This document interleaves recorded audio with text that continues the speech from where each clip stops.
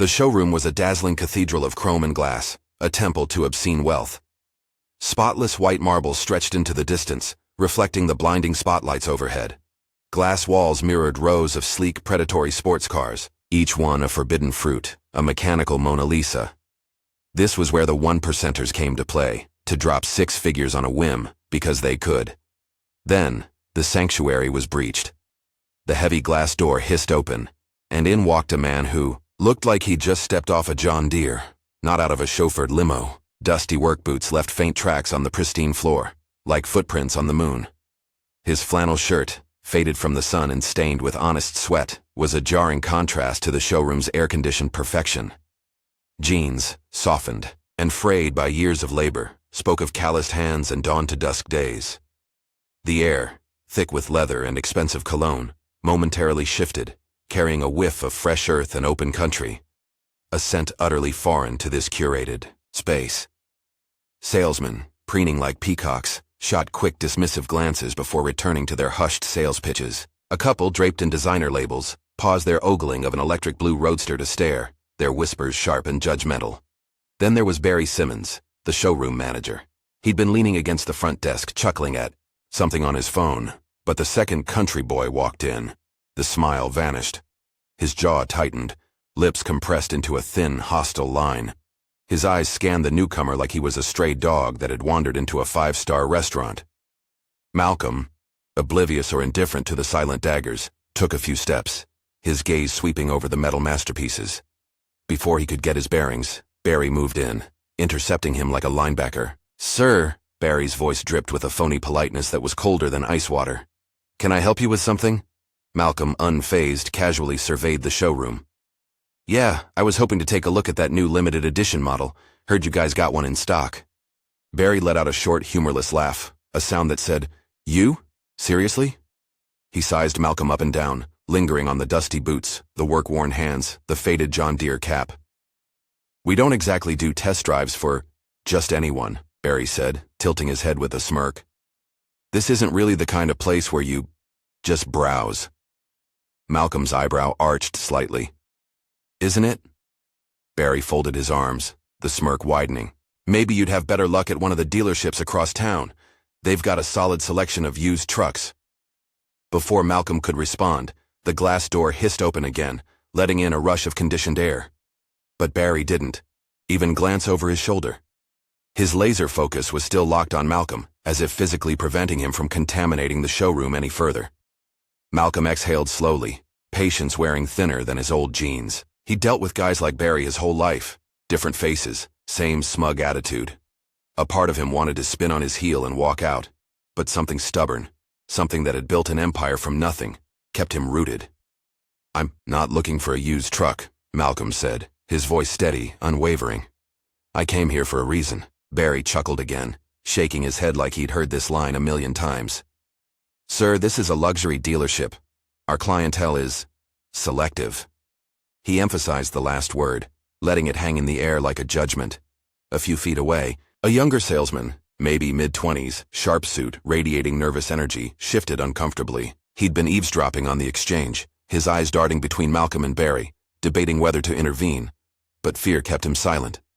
Malcolm adjusted his cap, meeting Barry's condescending gaze head-on. "Selective, huh?" Barry's smirk didn't waver. "That's right." The tension in the showroom thickened, stretching taut as piano wire. A woman inspecting a silver sports car with her husband shot a furtive glance their way, then quickly looked away, pretending not to notice the brewing storm. Malcolm sighed, shoving his calloused hands deep into his pockets. "You know," he said, shaking his head slightly, "I've worked hard my whole life, built something from the ground up, and the funny thing about money, it doesn't always dress the way you expect it to." Barry's expression barely flickered. If anything, he looked even more amused. "I'm sure that's true," he said, his voice dripping with condescension, "but our customers don't usually track dirt into the showroom." His eyes flicked down to Malcolm's boots again, then back up. "So unless you're here for something realistic," he gestured lazily towards the exit, "I don't want to waste your time." The younger salesman shifted again. This time, he actually opened his mouth, but Barry shot him a look that could kill, silencing him instantly. Malcolm let out a short, knowing laugh, low in his chest. He'd expected this. It wasn't the first time. It probably wouldn't be the last. But before he could deliver his own retort, a voice cut through the charged atmosphere from behind them. "Hey, Dad. Sorry I took so long." Barry Simmons froze, mid-smirk. He slowly turned his head towards the voice. The man who had just walked in was polished perfection. Tailored navy suit, crisp white shirt, a sleek designer watch that caught the light just so. He moved with an effortless confidence that commanded attention, the kind that made people instinctively step aside. "Jared," Malcolm said, a small, nod his only acknowledgement, his face unreadable. "You're late," Jared chuckled, walking towards him, completely at ease, like strolling into a luxury car dealership in muddy boots was the most normal thing in the world. "Yeah, I got caught up with some last-minute calls." He clapped Malcolm on the shoulder. Then his sharp gaze flicked to Barry, and the shift in the room was instantaneous. The thick tension snapped, replaced by something else entirely. Panic. Barry blinked rapidly, mouth slightly agape, his brain scrambling to process the impossible. His eyes darted between Malcolm and Jared, searching for some explanation, some mistake. Malcolm, the man he'd just dismissed as some broke farmer who'd wandered in off the street, was Jared's father. Jared frowned slightly, looking from Barry to Malcolm. "I see you've already met my dad." His voice was casual, almost conversational, but a dangerous edge was creeping in. Barry opened his mouth, but nothing came out. The younger salesman, who'd been watching with growing discomfort, suddenly discovered a critical issue with a clipboard, avoiding eye contact entirely. A deep silence descended upon the showroom, thick and suffocating. A few customers, sensing a major drama unfolding, subtly repositioned themselves to eavesdrop. Barry finally found his voice, but it was weak, reedy. I didn't realize." Jared tilted his head slightly. "Didn't realize what exactly?" Barry swallowed hard. "I mean, I didn't know he was—" Jared cut him off, his tone now glacial. "Rich." Barry flinched. Malcolm remained, silent, a ghost of a smile playing on his lips, watching the performance unfold.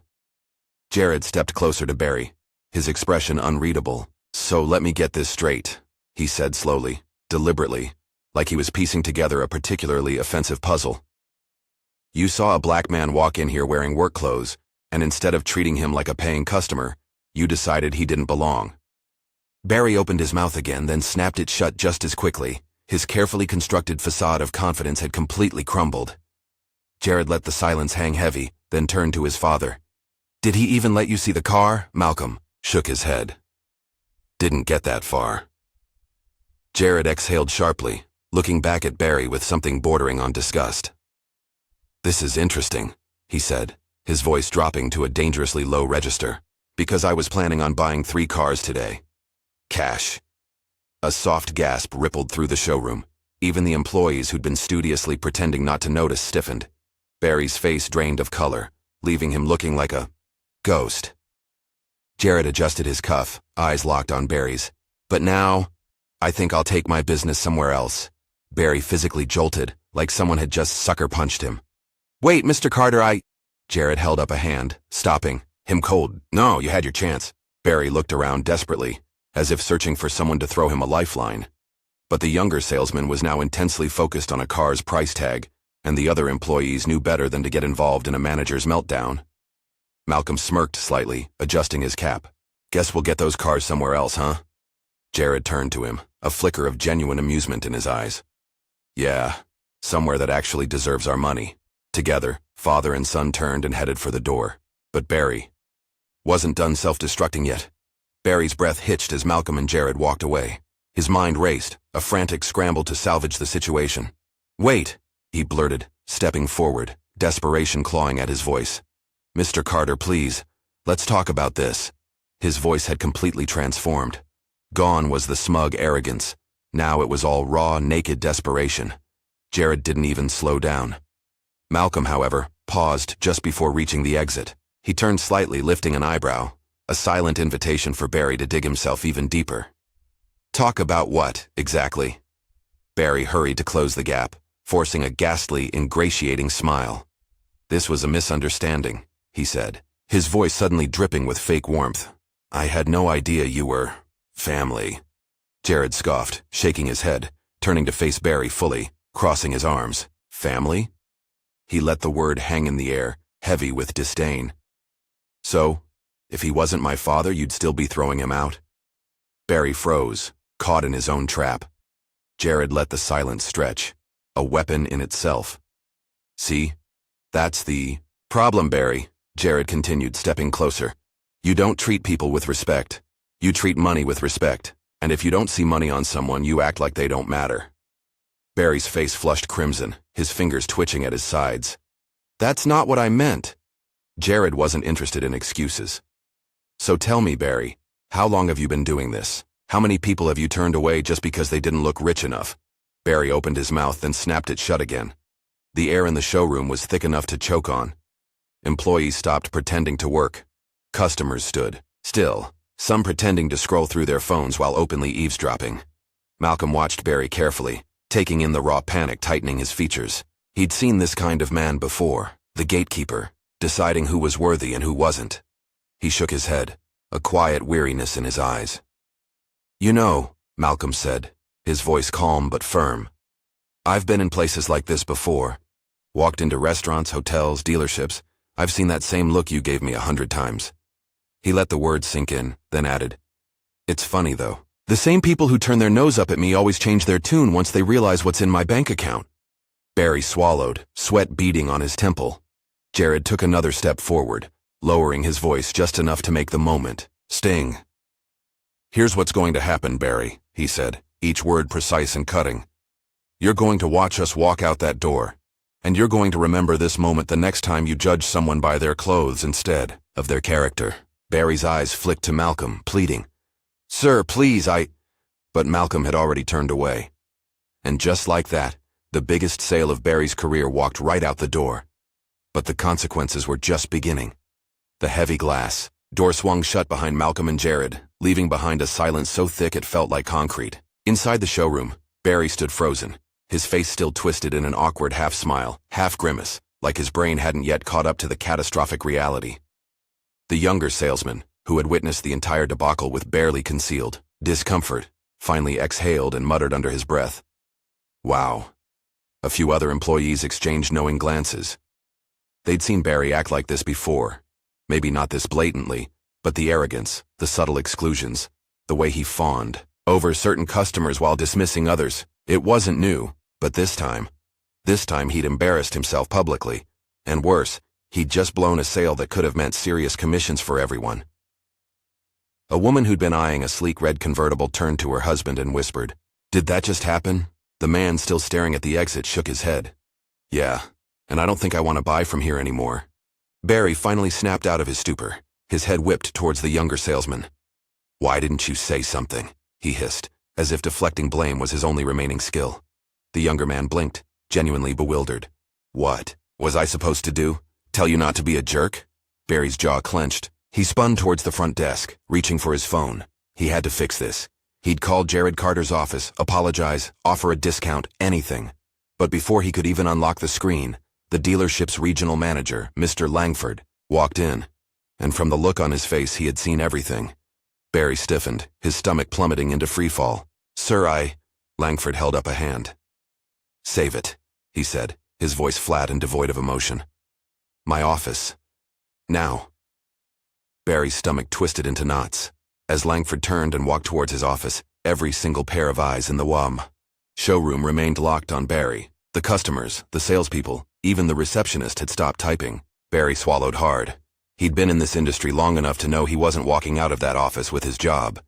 But what about Malcolm and Jared? Their day was far from over.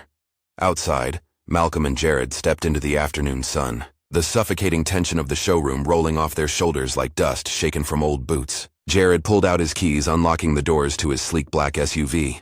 He paused, glancing at his father. You all right, Dad? Malcolm let out a slow breath, then a grin spread across his face. You know, I've been disrespected before, he said, a low chuckle in his voice. But watching that man's face when he realized who I was, that was something else. Jared chuckled, shaking his head. You handled that better than I would have. Malcolm tilted his head. Oh, I don't know. You did pretty well putting him in his place. He slid into the passenger seat, adjusting his cap. I'm guessing he won't be working there much longer. Jared started the engine, the soft hum of the car filling the silence. Yeah, that's not really the point, though, he said, his grip firm on the wheel. Firing one guy doesn't fix the problem. There are 100 more just like him, thinking they can size people up based on their clothes, their accent, their skin. Malcolm nodded slowly, rubbing his palms together. Yeah, but people like that. They always show themselves. The world has a way of humbling a man who thinks he's above others. Jared pulled out of the parking lot, the city stretching before them. Still, I don't like seeing you treated that way. Malcolm gave him a knowing glance, a lifetime of experience in his eyes. Son, I've been treated that way long before. You were even born. Jared exhaled sharply, a mixture of frustration and sadness in his breath. He hated that this was so normal for his father. They drove in silence for a moment, the city blurring past in a rush of motion. Then Malcolm spoke again, a mischievous glint in his eye. You know what the best part of today was? Jared arched an eyebrow, a smile already tugging at his lips. What? Malcolm smirked, watching him, the satisfaction radiating off him, in waves. Watching him beg. Jared burst out laughing, the sound echoing in the car, cleansing the last vestiges of showroom tension. All right, that was satisfying. Malcolm chuckled too, shaking his head. But listen, he said, his voice growing serious. You handled that the right way. You let him dig his own grave, then you buried him with his own words. You didn't yell, didn't lose your temper. You let the truth speak for itself. Jared nodded, letting the words sink in, the weight of them settling in his mind. After a beat, Malcolm added, that's how you really teach people a lesson. Not by arguing, but by making them face the weight of their own mistakes. Jared thought about that as they turned onto the highway, the road stretching ahead, open and clear. So, where to now? Malcolm grinned, stretching out his legs, the weariness of the day finally lifting. Someplace where the salesmen actually know how to do their jobs. Jared chuckled, a genuine, heartfelt sound. You got it, old man. As they drove off, the luxury dealership faded into the distance, just another place that had lost more than just money that day. Because respect, that's something money can't buy. Have you ever been judged by your appearance before people even knew who you were? Or seen someone else get treated unfairly just because they didn't look the part? It happens more than we think, and the only way to change it is to call it out when we see it. Treat people with respect, not because of what they have, but because of who they are. If this story made you think, share it with someone who needs to hear it. And if you want more stories like this, don't forget to like, subscribe, and turn on notifications. Let's keep the conversation going, because at the end of the day, the character matters more than status.